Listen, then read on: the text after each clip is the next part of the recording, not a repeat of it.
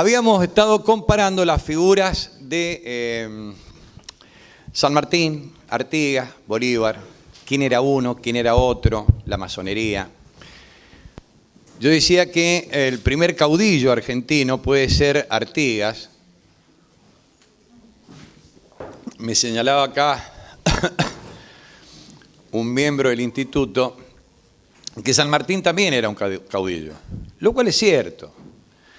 Digo, porque era capaz, por ejemplo, en el acta de Rancagua, cuando él le ordenan que vaya a reprimir a Artigas, él dice, bueno, vamos a ver qué dicen los oficiales. Y todos lo votan a favor, incluso Las Heras, que después va a volver y va a estar del lado de los unitarios. Lo votan todos, vale decir que también era un caudillo. Lo que yo hacía referencia es a una formación, una estricta formación profesional, tanto política como militar. Recién estábamos hablando con Julio Fernández Baraybar sobre la procedencia intelectual de San Martín, de dónde venía. Era un hombre de letras, era un hombre del siglo, había leído a los iluministas. Él tiene como una espina clavada con Rosas, porque Rosas él lo ve como un déspota. No obstante lo reivindica, le lega para él el sable coro, bla, bla, bla, pero a él no le gustaba la personalidad en su forma de gobierno. ¿Por qué? Porque él tiene otra formación. San Martín es un liberal, monárquico, constitucional, liberal, derechos del hombre y del ciudadano, etcétera, etcétera, etcétera. Esto es San Martín. Es un profesional de la política, está formado para ello, es un hombre, un estadista. Ahí tengo un trabajo hermoso que me han dado sobre la gobernación de San Martín en Mendoza. Entiende muchísimo de política, muchísimo de economía. Guido lo acompaña. Guido había sido secretario de Mariano Moreno. Y Guido le da un plan de gobierno en punto a la parte económica. Le dice, don José, va por acá. Entonces hace empresas estatales. Increíble. Claro, la metalurgia, el primer metalúrgico argentino es San Martín. Y entonces tiene esa concepción de estadista, de político que ve lejos, y una formación militar extraordinaria, porque forma el regimiento de granaderos a caballo, y él los educa en la pelea. Y hasta hace un sable muy particular, y los granaderos tenían que ser muy grandotes para manejar ese sable. Un sable pesadísimo, cuya función era, una vez que se utilizaba la lanza, y la lanza quedaba clavada, si era con fortuna, en el cuerpo de un enemigo, y si no se rompía por ahí, se sacaba el sable. Y el sable tenía que servir para que cuando cayese, partiese la cabeza en dos. No es para sacar un chichón o sacarte un pedacito. O si caía por un hombro, tenía que cortarte un brazo. ¿Y ahí que lo eligen alto los granaderos? Claro, porque si no, un chiquilín no se puede el sable. Había que meter ese palazo, digamos, y se terminó la pelea. Al primer sablazo se terminaba la pelea. San Martín piensa, vamos a ver el combate de San Lorenzo brevemente. San Martín sabe cuánto se tarda en tirar el primer tiro. Viene un regimiento, baja de los barcos, acomete contra el convento de San Carlos, bajando en la bajada de San Lorenzo, empiezan a subir, escondido está San Martín, que ya ha negociado con el cura párroco y le ha dicho, necesito esconderme acá, negocia, dice, sí, pero si les va mal, después a mí me van a guillotinar. No, bueno, vamos a garantizar. Bueno, hace las negociaciones del caso San Martín y esconde su regimiento en el convento. Él sabe, ese regimiento en marcha que viene subiendo, ¿cuánto tiempo va a tardar en pegar el primer cañonazo? Esto es lo que estoy diciendo. Es un profesional de la política, es un estadista, es un profesional militar. Él sabe cuándo van a pegar el primer tiro de fusil. Él sabe que no, en esa época los fusiles no tenían mira. Entonces, si estaba el blanco a más de 50 metros, acertar no era una cuestión de destreza, es una cuestión de casualidad, de azar. Entonces él sabía que el primer tiro se lo iban a bancar, porque iban a estar lo suficientemente lejos como para que hiciera poco daño el primer tiro. Y el primer tiro de cañón sirve para ir corrigiendo. También de ese zafaban. El asunto era el segundo tiro. Ahí podían venir las muertes. Entonces hace un cálculo de cuánto tarda su caballería lanzada hacia abajo para llegar al punto de encuentro. Tienen que entrar entre el primero y el segundo tiro, porque si hay muchos tiros van a perder mucha gente. El tipo saca todas las cuentas. Y le dice a un capitán, vea, yo voy a ir por la izquierda, usted va a ir por la derecha. Tenemos que llegar al mismo tiempo porque si nosotros venimos por aquí y por allá, la tropa, por balearnos a nosotros, se balancean entre ellos. Entonces tenemos que ir por dos alas. Si usted llega tarde, estamos en problema. ¿Me entiende? Sí. Los soldados tenían más miedo que el enemigo a no cumplir con San Martín, porque era durito el general. Bajan y resulta que el capitán Bermúdez, que era el que manejaba la otra ala, llega tarde. Se demora porque tiene que hacer un desvío, entonces ingresa San Martín solo en la pelea, todo el fuego se concentra sobre él, ustedes saben que le matan el caballo, Cabral lo salva y toda esta historia. Después llega el otro y haciendo una demostración de valor se prende la batalla, los corre a los realistas hasta un barranco, los mata, es terrible. Pero recibe una herida en la pierna. Y el diagnóstico médico es gangrena y hay que amputar. No se sabe bien si es que este hombre estaba tan avergonzado por haber llegado tarde o es que no quería que le amputaran la pierna, no quería vivir sin una pierna, que a la noche se afloja el torniquete y muere desangrado. Digamos, es tremendo. Las luchas eran crueles, eran tremendas. Está siempre en tela de juicio la vida. Pero digo, Bermúdez. Lo que es cierto que San Martín era un profesional de la A a la Z en donde lo busquen, ¿no? No era un improvisado. Comparándolo con Rosas, no es un estanciero que se pone el uniforme y se transforma en brigadier general. Él es un profesional y un eximio lector. Había participado en todas estas discusiones, había viajado por el mundo, había pensado la estrategia de la cosa y era capaz de llevar a la práctica a través de regimientos altamente profesionales. Quizá el primer ejército profesional de la América del Sur, patriota, es el de San Martín. Lo demás eran muchedumbres lanzadas. Este es un ejército profesional. Durísimo, durísimo.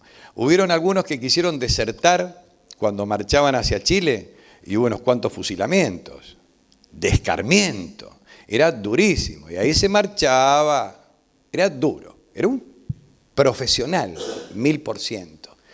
Diferente este hombre de luces, del siglo, liberal, monárquico constitucional. ¿Cómo monárquico, San Martín? Monárquico constitucional, con constitución, con parlamento, y de una bondad enorme y de una ética impresionante. Cuento una.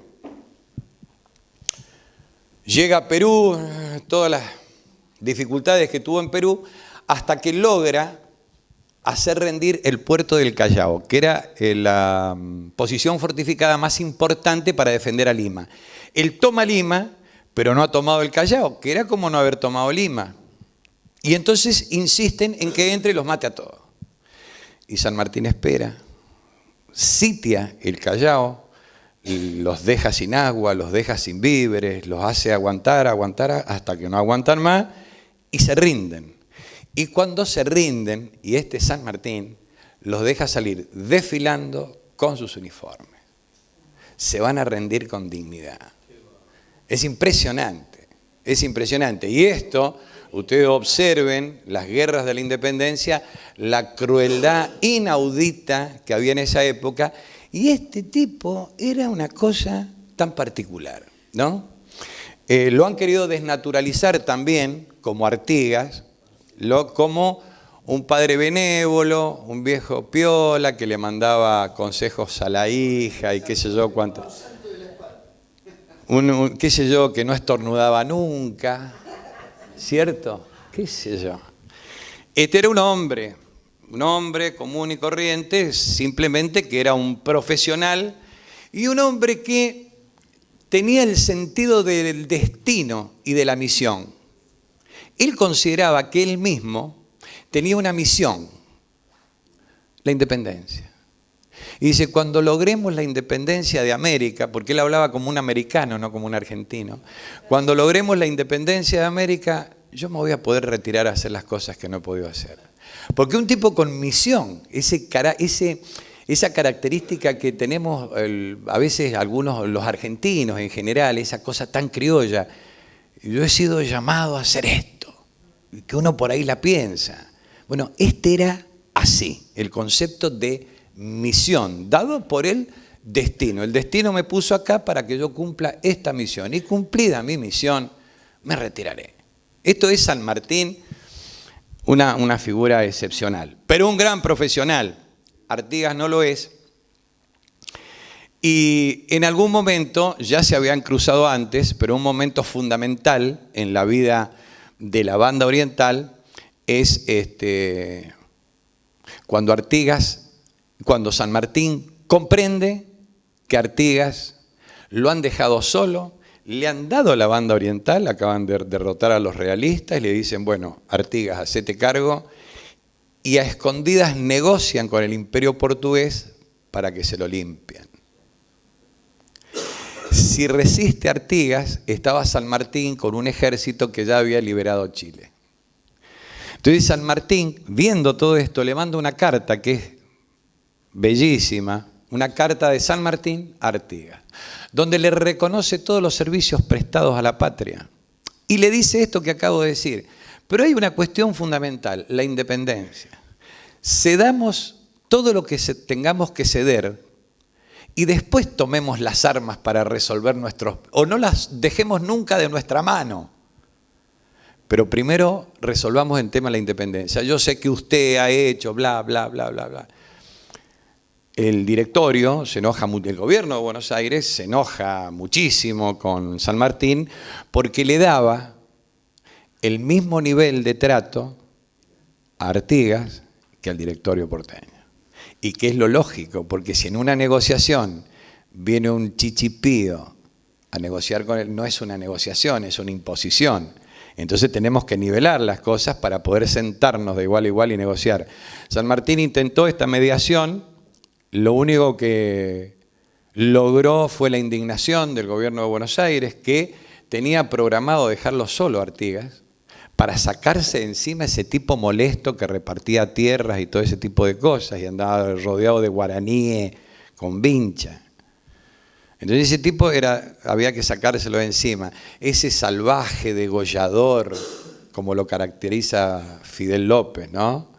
Ese bárbaro que se sienta sobre una cabeza de vaca a tomar vino.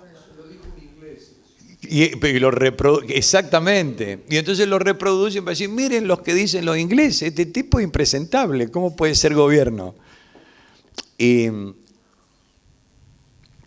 a este tipo impresentable San Martín lo trata con todos los honores, porque quiere llegar a un acuerdo con Artigas. Finalmente, a San Martín le dicen, mire, usted ya liberó Chile, déjese de joder esto de irse a Perú y seguir llevando, venga y ponga orden acá. En realidad, el orden que tenía que poner San Martín no era el orden sanmartiniano, era el orden del directorio. Entonces dice, no, yo renuncio. Este ejército fue construido, fue formado para liberar América, o América del Sur por lo menos, y hemos hecho declarar la independencia de las Provincias Unidas del Sud. No del Río de la Plata, el Sud. Y en función de eso, armé un ejército y me voy para allá. Si no puedo hacer eso, tengo que renunciar. Y entonces le pregunta a la oficialidad y le dice a las Heras, vea, reúna a todos los oficiales y a ninguno le dice de qué se trata. Y léale estos puntos que yo le doy. Cuando estén todos reunidos, todos los oficiales reunidos. Y las Heras tampoco puede leer lo que él dice, estaba lacrado eso. Entonces cuando juntan todos los oficiales, para que no haya en favor de nadie que hagan lobby, usted lea, cuando estén todos, lea esto y que la gente resuelva. Y en ese escrito San Martín les dice todo lo que ha pasado y lo que le están exigiendo. Y que él no está dispuesto a cumplir con el gobierno que lo había designado como general en jefe. ¿A quién? Ah, el gobierno, pero a lo que apunto es esto. En ese momento, todos los oficiales dicen que el general San Martín, a pesar de todo esto, que siga siendo él el que manda. Entonces, ahí continúa su marcha y pasa por mar a Perú. El último punto que trató sobre San Martín es esto que dicen que San Martín, el anglófilo, el agente inglés, venía con un plancito. Y Maitland. Un tal Maitland le había presentado, escocés de origen, le había presentado al rey de Inglaterra un plan para conquistar, no para liberar, a la América del Sur. El plan consistía en que una flota británica llegaba al río de la Plata, ingresaba a Sangre y Fuego, llegaba, se instalaba en Mendoza, y por el otro lado llegaba una flota británica por Chile. Se juntaban en Chile y por mar agredían Lima, Perú. Y pensaban que con eso las clases pudientes, por lo menos del Río de la Plata y de Chile, los iban a acompañar en esta intentona. Toma conocimiento de ese plan San Martín, ante todos los fracasos que habían tenido en la vía del Alto Perú para llegar al Perú. Ustedes saben que fracasaron 1 y 10 veces toda vez que quisieron pasar por ahí. Entonces le dice a Güemes, manténgame controlada la situación en el noroeste argentino, controle, y entonces hace la guerra de recursos, la guerra de posiciones, la guerrilla de Martín de Güemes, Martín Miguel de Güemes, que es un subordinado de él. Y le dice, vos quédate acá, yo me doy la vueltita y aparezco, y ahí aparece Cochrane y todo lo demás. Ese soy yo. Esperen un segundito. Entonces, la diferencia, San Martín conocía el plan. Es posible que el mismísimo Miranda le hubiese dicho, mirá, conocemos este asunto. La diferencia, que no hay flota británica en el Río de la Plata, es un ejército propio, un ejército nacional, que avanza con guerreros sacados del pueblo argentino. El objetivo es liberarse de toda dominación extranjera y de toda otra dominación. Ese es el objetivo, no la conquista, es la liberación. Pasa a Chile y lo está esperando gente que había sido amiga del loco Dorrego, Manuel Rodríguez, etcétera, que después es asesinado. Había levantado a 3 departamentos en Chile esperando a San Martín. No venía una tropa británica a apoyarlo desde el lado chileno. ¿Se dan cuenta? Eran chilenos, era Manuel Rodríguez y otros que estaban esperándolo. Y en el ejército de él va un tal O'Higgins, que cuando le ofrecen el mando supremo en Chile a San Martín dice, no, yo puedo hacer cualquier cosa, pero el ejecutivo lo debe desempeñar alguien nacido acá. Este es el concepto de federalismo arraigado del lugareño. El lugareño se hace cargo de su lugar. Nosotros podemos apoyar, pero cada lugar tiene su jefe, sus referentes, su gente que admira. Pongan a eso. Y renuncia y no quiere quedarse ahí. Manda la cartita al directorio y le dice, muchacho, yo me voy a Lima y los muchachos se van. Lo peor es que los muchachos se van conmigo. Esta desobediencia no se la perdonaron jamás. Cuando San Martín regresa de Lima, abandonado por el gobierno de Rivadavia, a quien le solicitó recursos una enormidad de veces, abandonado por Rivadavia, no tiene. ¿Cómo?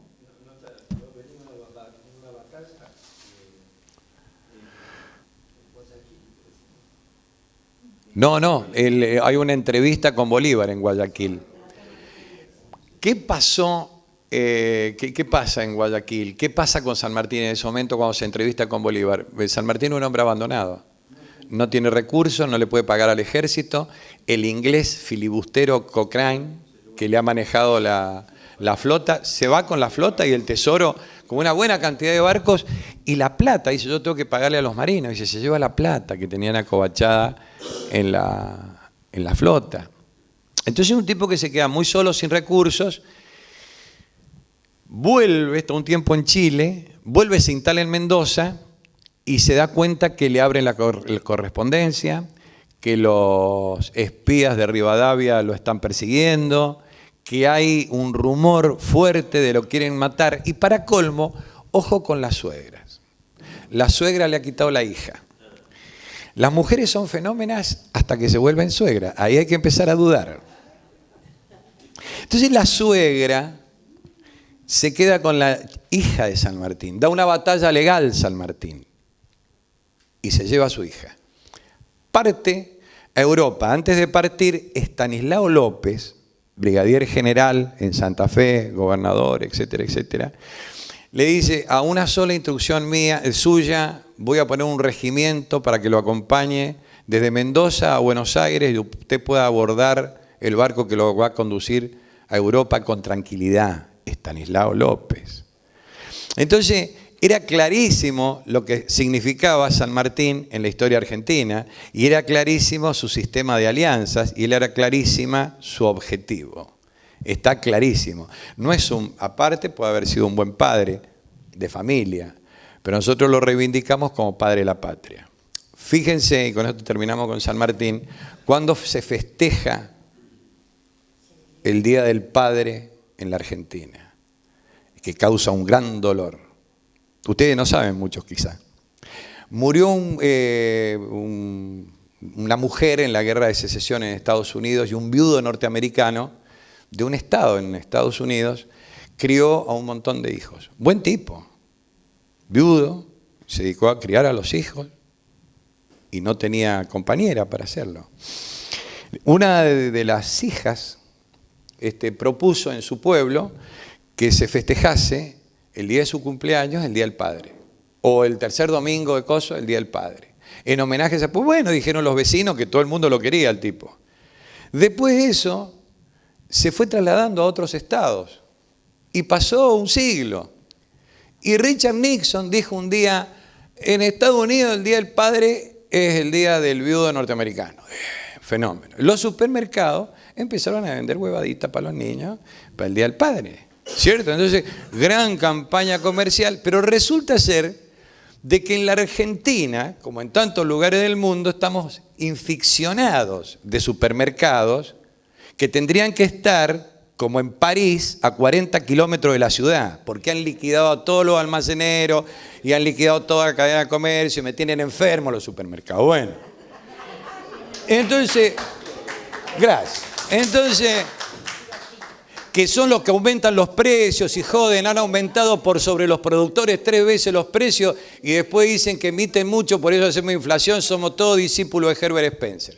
Entonces, dejémonos de joder y planteemos las cosas como son. Pero para poder jodernos con el asunto de la inflación, que no son los culpables los supermercados, que hacen ofertas, incluso son bárbaras, te meten hasta el Día del Padre norteamericano.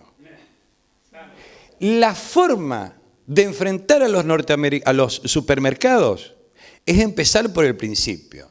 El Día del Padre es el 24 de agosto, como lo celebramos en Mendoza, un montón de gente amiga, que pertenecemos a una organización y qué sé yo, y cada agosto nos juntamos, nos comemos todo y nos chupamos todo, hay grandes discursos en homenaje al padre de la patria, que además fue un buen padre de familia.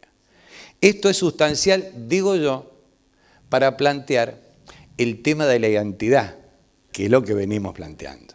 Entonces yo le contaba recién a Julio Fernández Baraybar, a los que han estado en Mendoza les cuento, yo 3 o 4 veces por semana me voy desde los portones del parque hasta el Cerro de la Gloria, me lo subo al trotecito liviano y bajo y me voy a los portones del parque. Son en total 10 kilómetros. 3 o 4 veces por semana. No, trote liviano. Mirá.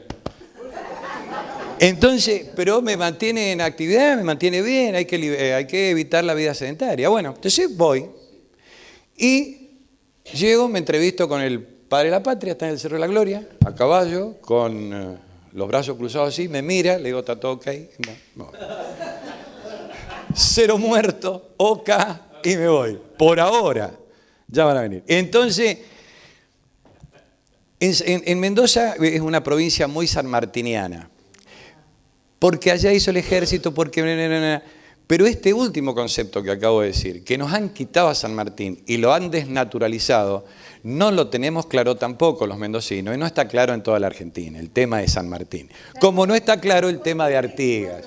El 17 de agosto se murió él. Sí, pero el Febrero, ¿por qué el 24 de agosto porque el cumpleaños de Mercedita. Ah, el cumpleaños de la isla. Ahí se hace padre. Ah, claro, tenés razón. No queremos tampoco celebrar ninguna muerte. Está bien. Hay una ley en Mendoza que se dictó, que es letra muerta, en la legislatura mendocina, que establece ese día como Día del Padre. Y mi familia a mí me hace regalito para el Día del Padre. Pero para el Día del Padre de verdad, no el norteamericano. Bueno, son cosas interesantes, digo, para ir cimentando la identidad, que es la primera forma a esto. Gramsci, mirá cómo saltamos, le decía sentido común, que es el menos común de los sentidos y está impuesto siempre por las clases dominantes. Y entonces es sano estar en contra del sentido común, defender el buen sentido y estar en contra de las modas. Esto no lo decía Gramsci, y de los supermercados, que son los que ganan. Bueno, entonces Artigas es lo que es y entiende la geopolítica del Río de la Plata, pelea por ella sin el profesionalismo de San Martín, con un gran patriotismo. San Martín es lo que acabo de señalar a grandes rasgos. Y Bolívar es un personaje, es un mantuano, es un hombre de la aristocracia venezolana, estaba peleando por un título para la familia, esto desde su padre, pero su padre, que buscaba un título, al mismo tiempo está en vinculación con Francisco Miranda, es logista, o quiere meterse en la logia. El que termina la logia de Francisco Miranda es el hijo, es un hombre de luces, es un gran lector que ha tenido en su juventud una vida muy disipada, muy mujeriego, muy timbero. Le gustaba mucho timbear y le gustaba cosas peligrosas, timbear y las mujeres ajenas, porque lo recibe una prima en París. La prima, qué sé yo, la prima le presenta al esposo. Pero resulta que a las noches, en ese gran castillo de la prima, a veces la prima no estaba con el esposo. Hasta que el esposo se entera, se arma un kilo, se tiene que ir de la casa de la prima. O sea, era un tipo peligroso este Bolívar. Pero finalmente, ustedes deben saber ya esta historia, jura junto con su maestro Simón Rodríguez que va a luchar por la independencia de América. Y pega la vuelta y se viene. Fracasa como fracasó Miranda, eran girondinos. Ellos entendían que la revolución venía desde las clases cultas hacia abajo. Resulta que todos los negros, los zambos, los pardos, la indiada estaba del lado de Boves, y Boves le decía, nos quedamos con los bienes de los blancos, y entonces iban todos a matar blancos y a quedarse con sus haciendas. No importa que la metrópoli siguiese siendo España. Digamos, dejaban del lado la lucha nacional e incorporaban la lucha individual de pasar al frente con alguna propiedad. Por ahí entiende esto Bolívar, se lo hace entender el negro Petión y le dice, Bolívar, libera a los esclavos y te va a ir bien. Entiende Bolívar y lo declara en el Congreso de la Angostura. Bolívar tiene la claridad, cuando empieza la madurez de su vida, de entender la cuestión nacional y la cuestión social. En la Carta de Jamaica, él habla, que lo pueden leer en Historia de la Nación Latinoamericana, ahora yo tendría que dejar y hablar con este. Y si no, hablo a capela. Sí, se escucha lo mismo. Hace 20 años que estoy dando clase ante 200 estudiantes, no hay ningún problema. Vamos al estadio de River, pegamos unos gritos ahí. No hay ningún problema. La Carta de Jamaica. Él dice, es una idea grandiosa pretender de todo el mundo nuevo, una sola nación, con un solo vínculo que ligue sus partes entre sí y con el todo, ya que tiene un origen, una lengua, unas costumbres y una religión. Debería ser, por consiguiente, tener un solo gobierno que confederase los diferentes estados. Habla con demasiada ligereza del tema de la nación y de los estados, porque el siglo XIX es el siglo de la formación de las nacionalidades. Y no ha salido todavía toda la teoría de las nacionalidades. Eso no existía. Mire, yo doy clase de eso. No existe eso. Tiene una intuición impresionante Bolívar al decir que tienen la misma lengua todos en esta región. Después aparecen los teóricos, Mazzini, Fichte, el propio Stalin, José Pepe Stalin, peligroso, que Lenin le dice: el zarismo ha sido una cárcel de nacionalidades, ¿por qué no planteas en un escrito, en estos términos, el principio de las nacionalidades? Y nunca se respetó el principio de las nacionalidades por la Unión de Repúblicas Socialistas Soviéticas, porque siguió siendo el Gran Ducado de Moscovia, se transformó en socialista, pero siguió siendo el Gran Ducado de Moscovia con todas las nacionalidades expresas adentro. Bueno, la teoría de las nacionalidades se abrió camino. ¿Qué es una nación? ¿Cuál es el principio de la nacionalidad? Hasta que lo recogen las Naciones Unidas y habla sobre el principio de las nacionalidades. Bolívar era capaz de decir eso. Estoy hablando de Carta a Jamaica 1815. En 1815, ¿qué pasó? En 1815 es un general derrotado que está en Jamaica y que vive todavía pensando que los ingleses lo pueden ayudar a liberar a América Latina. La Carta a Jamaica es una carta que le manda a un comerciante adinerado que es inglés. Y ustedes saben que en América Latina todo comerciante adinerado es agente inglés, ¿verdad? Entonces, y venían haciendo comercio, y reportaban a la corona todo lo que aquí pasaba. Como Bolívar sabe eso, le manda en la carta que le escribe todos sus principios y qué sé yo, y le dice: por ahí sería extraordinario que pudiésemos romper el aislamiento que tenemos y que alguna gran potencia nos ayude a salir del lío que estamos metidos. En realidad es un político en actividad que está buscando apoyaturas, etcétera, etcétera. Pero ese concepto que no lo vuelve a pronunciar nunca más, de ser una gran nación en virtud de la lengua, etcétera, etcétera. Y fíjense que esto sería luego lo que da lugar a la teoría del principio de las nacionalidades. Tampoco está claro qué son los estados en ese momento. El concepto de nación-estado no ha sido todavía discutido. Lo que pasa es que en la historia ocurre lo mismo que en el derecho. Como decía un tal Savigny, primero está el hecho, después está el derecho.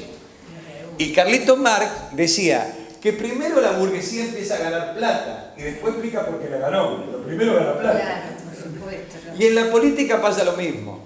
Primero ganamos las elecciones, después te explico todo. Con el resultado del lunes hablamos de fútbol y explicamos por qué empataron River y Boca, ¿verdad? Pero con el diario del lunes, porque la semana anterior todo el mundo opinaba distinto. Bueno, cuando se produjo el nacimiento y consolidación de las naciones-estados, en el siglo que empieza el desarrollo de las nacionalidades, luego vienen las teorías nacionalistas de distinto puño. Los nacionalismos reaccionarios tipo Hitler o Mussolini, los nacionalismos liberales tipo Mazzini, los nacionalismos defensivos tipo los mauritanos, de la Mauritania, allá en África, o el norte de África, los que los invadían, Mussolini, lo hacían en nombre del nacionalismo, ¿cierto? Y del Imperio Romano. Y los que se defendían en nombre del nacionalismo. José María Rosas dice que la Revolución de Mayo fue una revolución nacionalista espontánea. Y Abelardo Ramos dice que Perón fue un nacionalista en economía. El peronismo fue un nacionalismo en economía.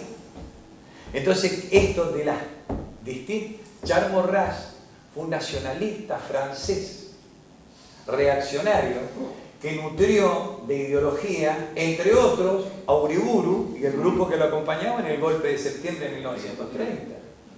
Entonces, las teorías del nacionalismo y las concepciones del nacionalismo van brotando y se van enfrentando entre sí. El concepto central de nación lo plantea Bolívar en la Carta Jamaica, y más allá de que nunca más vuelve a desarrollar este concepto, tiene un concepto clarísimo: independencia y unidad. Si no hay unión, la anarquía os devorará. No se puede enfrentar a las grandes potencias o nivelar la relación con las grandes potencias si no se construye un poder análogo, similar, que nos permita ingresar en un renglón de igualdad o parecido en el concierto de las naciones. Esto no lo va a abandonar hasta el final de sus días, más allá que joven, cuando murió o fue asesinado, según el presidente fallecido Chávez, hizo exhumar su cuerpo y todo lo más para ver si había habido asesinato o había muerto. No sabemos, en consecuencia, si murió de muerte natural y por estas enfermedades que traía o fue asesinado. Lo cierto que, tiempo antes de morir como fuera, estaba bastante deprimido, desilusionado, y veía que se le había ido todo de las manos y que grupúsculos se hacían cargo de los gobiernos y los destinos. Sí, él no quería, por ejemplo, la creación de Bolivia. Con ese Sucre, él no quería, él quería la Gran Colombia, la unidad. Y Sucre tampoco lo convence, porque No Sucre lo convencen, digamos. Sí, lo convencen. Poniéndole Bolivia. ¿Cómo? Por eso le pusieron Encima Bolivia. le ponen Bolivia. Sí, bueno, ¿Qué pasó? Hay una cuestión, y ustedes verán la coherencia de los autores que estoy diciendo con lo que decían los autores. Después hacemos las interpretaciones que ustedes quieren y cada uno tiene su posición. Pero el autor decía lo siguiente. Dice Artigas en sus instrucciones a la Asamblea del año 13. La provincia oriental del Uruguay entra en el rol de las demás provincias unidas. ¿Está claro? Provincia unida. ¿Qué podía ser provincia unida? Cuyo y la banda oriental. O Córdoba. Es lo mismo. Que vamos a discutir. Yo leería eso nada más. Ahora vamos a discutir que no era argentino, que hizo testamento. ¿Qué me importa si eso decía estas cosas? Ella, la banda oriental del Uruguay, es una parte integrante del Estado denominado Provincias Unidas del Río de la Plata. ¿Querés más claro? Su pacto con las demás provincias es de una estrecha e indisoluble confederación ofensiva-defensiva. Todas las provincias tienen igual dignidad. Vale decir Buenos Aires, vale decir Córdoba, vale decir Corrientes, vale decir la banda oriental. Y debe ser totalmente, toda la provincia tiene, y que toda conexión política entre ellas y el Estado de la España es y debe ser totalmente disuelta. ¿Qué está reclamando? La independencia de la monarquía española y de toda otra dominación extranjera, le agregan los constituyentes del 16. Pero está claro, eso es Artigas. Lo demás es puro cuento. Artículo 2. No admitirá otro sistema que el que de confederación, él ahí nomás plantea la confederación, para el pacto recíproco con las provincias que forman nuestro Estado, promoverá la libertad civil y religiosa en toda su extensión imaginable. Con el objeto y fin del gobierno debe ser conservar la igualdad, libertad, seguridad de los ciudadanos y de los pueblos. Cada provincia formará su gobierno bajo las bases del gobierno que los reúne a todos, vale decir un gobierno con constitución, con libertad civil, libertad religiosa, etcétera, etcétera. Vale decir como el gobierno supremo de la nación. Acá el término nación está medio utilizado a la marchanta, digamos, porque todavía no tenemos claro lo que es la nación. Está más claro en el concepto de Bolívar. Digo yo esto desde el siglo XXI y siendo profesor de la materia. Antes ustedes leen la Biblia y habla de las naciones en la Biblia, y no está hablando de los estados-naciones, ¿verdad? Entonces el término da para cierta confusión según el periodo histórico. Artículo 5. Así, como aquel se dividirán en poder legislativo, ejecutivo y judicial. Estos tres resortes jamás podrán estar unidos entre sí y ser independientes de sus facultades, etcétera, etcétera, etcétera. Esto es Artigas. son las instrucciones que le da Artigas a los que van a participar después de su recomposición de relaciones con el gobierno de Buenos Aires. Quiere participar en la Asamblea del año 13, que tiene el objetivo de declarar la independencia y de dictar una constitución, que es el objetivo que tiene San Martín, que es el objetivo que tiene Bolívar. Ahora llegan los de la banda oriental a la asamblea, porque hay algunos que...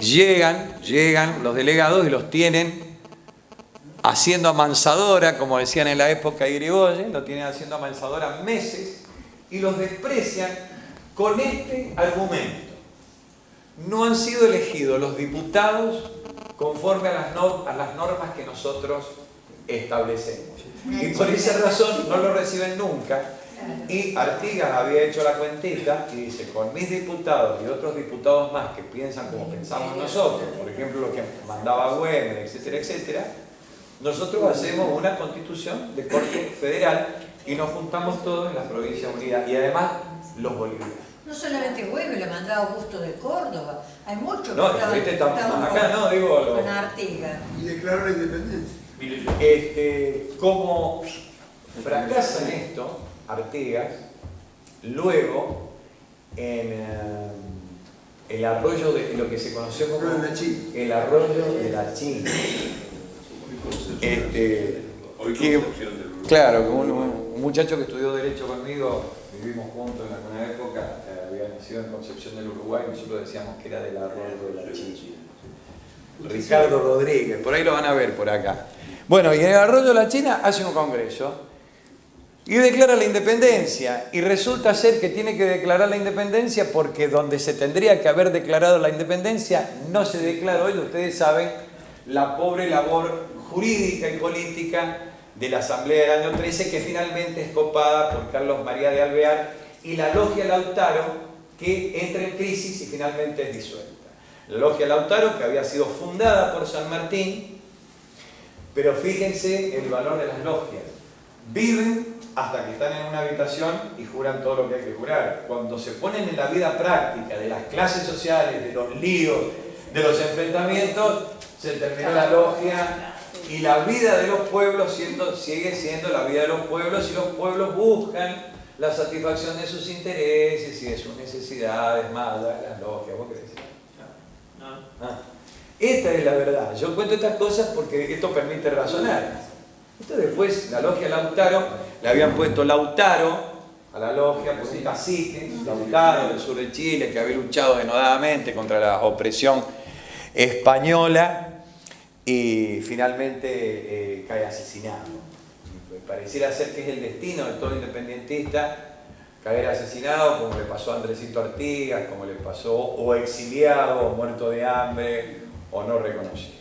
Por eso, de entrada, cuando venía a hacer esta exposición, decía que me interesaba muchísimo el esfuerzo que se está haciendo desde acá, porque más allá de las precisiones de cada una de las cuestiones, es muy largo el programa y no se puede entrar en demasiadas precisiones, sirve todo esto para entender la necesariedad de la recreación de nuestra propia identidad, de ganar confianza, no de perder el miedo. Los que no tienen miedo son unos tontos, son piruchos.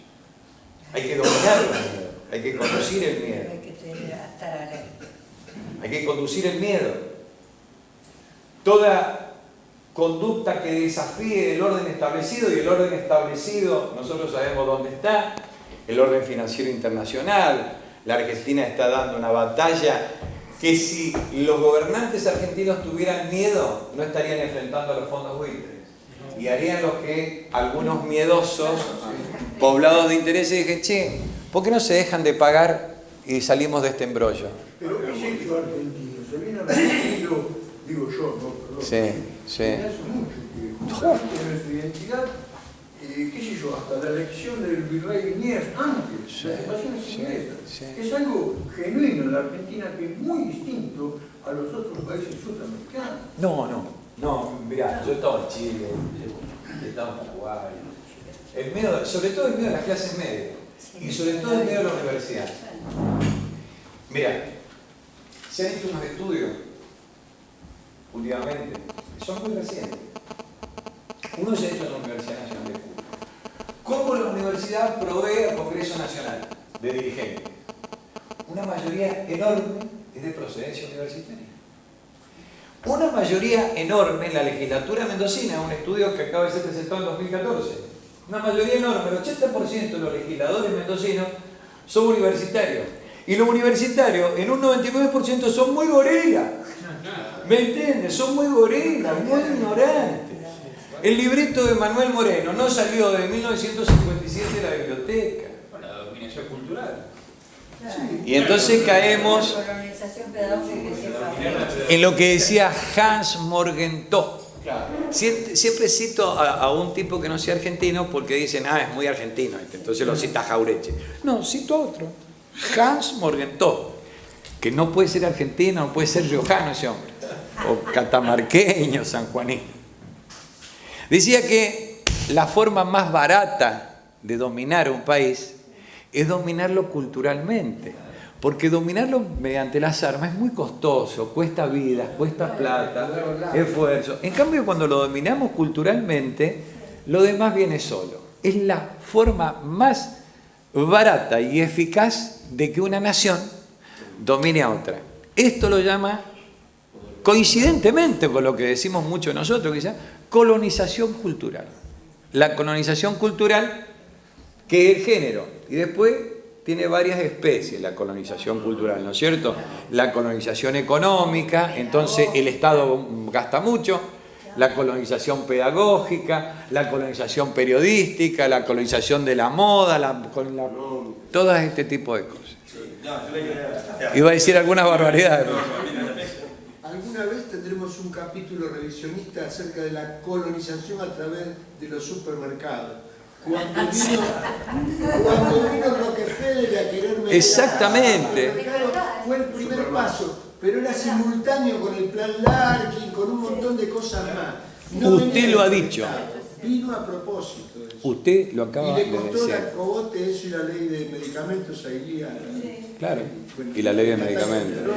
Bueno, y esta no se puede, lo que vos estás diciendo, no se puede entender, no es posible que se entienda en la Argentina, sobre todo aquellos sectores, porque miren, la chica que trabaja en el servicio doméstico, el muchacho que está trabajando en los trabajos rurales vienen reventados, vos no podés exigir de esa gente, más allá de que podés acercarle todos los instrumentos que le puedas acercar, no podés exigir la claridad conceptual que puede tener un universitario. Al universitario no hay que perdonarle, hay que exigirle. Y resulta ser de que la dirigencia política sale de la universidad. La universidad es una prolongación del régimen de partidos políticos que se impone culturalmente de arriba hacia abajo y de afuera hacia adentro.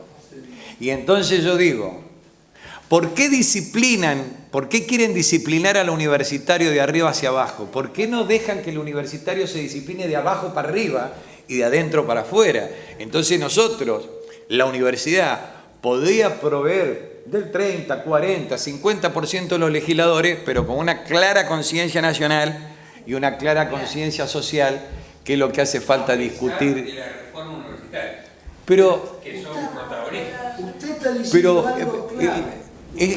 mira, hace 20 años que doy clase en la universidad, no hay forma, y pasan los gobiernos, uno de los grandes déficits de este gobierno. Es así. Este gobierno y del gobierno peronista, de cuando vivía Perón, y de tiempo inmemorial, desde que se fundó la Universidad Nacional de Cuyo.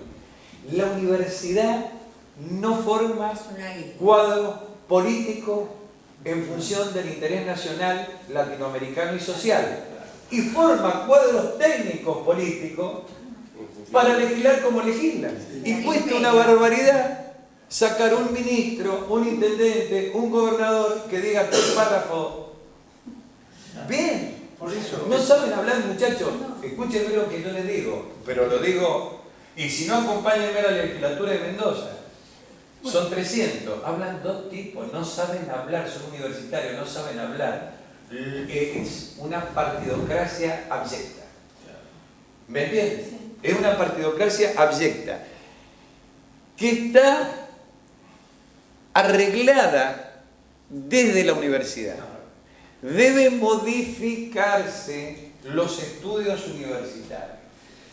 Se están recibiendo... Los otros días estaba hablando con un chico que estudia psicología. Yo pertenezco a un movimiento, algo así como si fuéramos millones. Total, ustedes no saben. Bueno, entonces este joven estudiante de psicología, yo estaba hablando de estas cosas y lo vi y me dio vergüenza. Entonces lo casé del acto que estábamos haciendo. Digo, ¿por qué hacía esa cara como diciendo, no, yo también? Dice, es que estoy en tercer año. Pues yo le decía que era incapaz de leer un libro de tapa a tapa. Sí. Los libros se leen de tapa a tapa. Esto no es así espontáneo, vamos a hacer cagar a lo contrario. No es así la vida. Es una cosa seria, es para profesionales. Entonces hay que leer los libros de tapa a tapa, elegidos bien que sean, luego leerlos de tapa a tapa. Por la parte de adentro. Sí, en la medida posible, competirlo, repasarlo, comentarlo con un amigo. Entonces el pibe, tercer año de psicología, me dice, estoy en tercer año de psicología. Nunca rendí una materia que me exigiera más de 30 páginas. Acá en Mendoza todo el movimiento lo sabe, porque lo dijo públicamente. Entonces, el facilismo, la frivolidad, el Día del Padre Norteamericano, la moda. Y entonces pareciera ser que es verdad lo que decía Joan Manuel Serrat en una vieja canción que se llama Pueblo Blanco. Colgado de un barranco duerme mi pueblo blanco bajo un cielo que a fuerza de no ver nunca el mar se olvidó de llorar. Por sus callejas de polvo y piedra, por no pasar ni pasó la guerra.